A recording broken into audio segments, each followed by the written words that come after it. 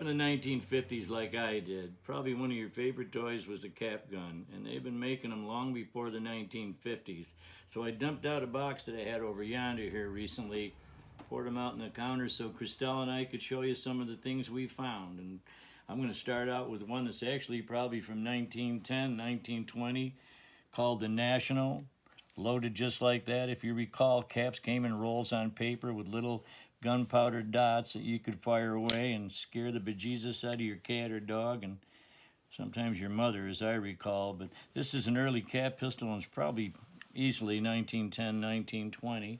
Next it is, once again, one made far before the 1950s by the Kilgore company, and they want to let you know that by emblazing their name on the side of it.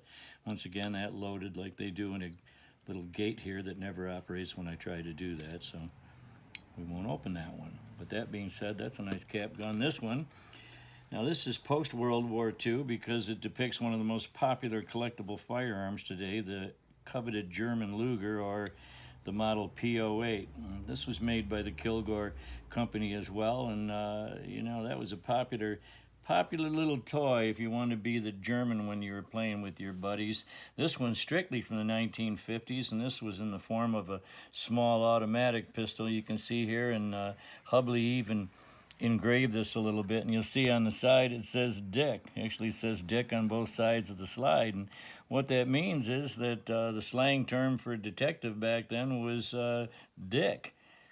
Today, there's many different meanings. However, that's what it was then. And this is most unique. You notice there's no trigger on this one at all.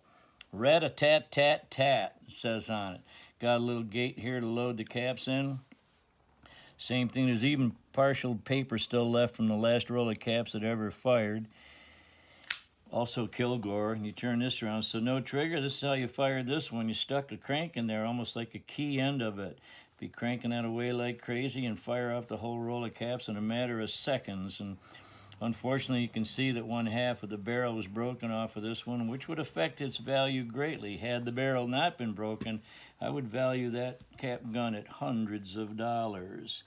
These are interesting because they're a pair of these alike, and they were on a rotary, sort of a double action cap gun. It says rapid load. And these are made by Stevens, and I think that might be the Stevens Gun Company, which make those really interesting if that's the case. And over here is, these are marked WS. I didn't get a chance to look that company up, but you can see they're both alike. Actually the same design, only one is this size and the other one is somewhat larger.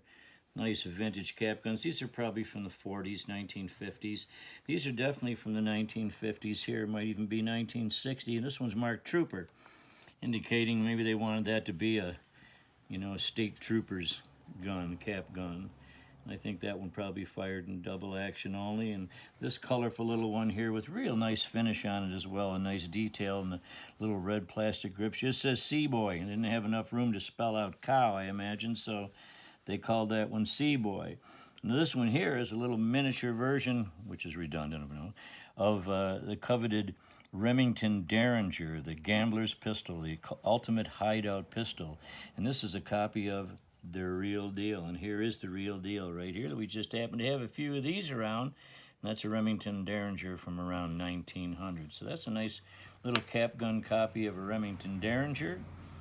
And then way back in the mid-19th century, probably around 1860, 1870, here's the original cap gun. Now, they didn't have rolls of caps back then, but what they did have were CB caps. They were just like a 22 cartridge, only really, really short, and there was no bullet in it, so it would just make a lot of noise, and intending even a bicycle gun to scare people away. At times way back when bicycles first came into play, people would carry a small pistol with them, and when they got chased by dogs, they would, scare the dog, not intending to kill the animal, but make it not be chasing them and biting them on the leg.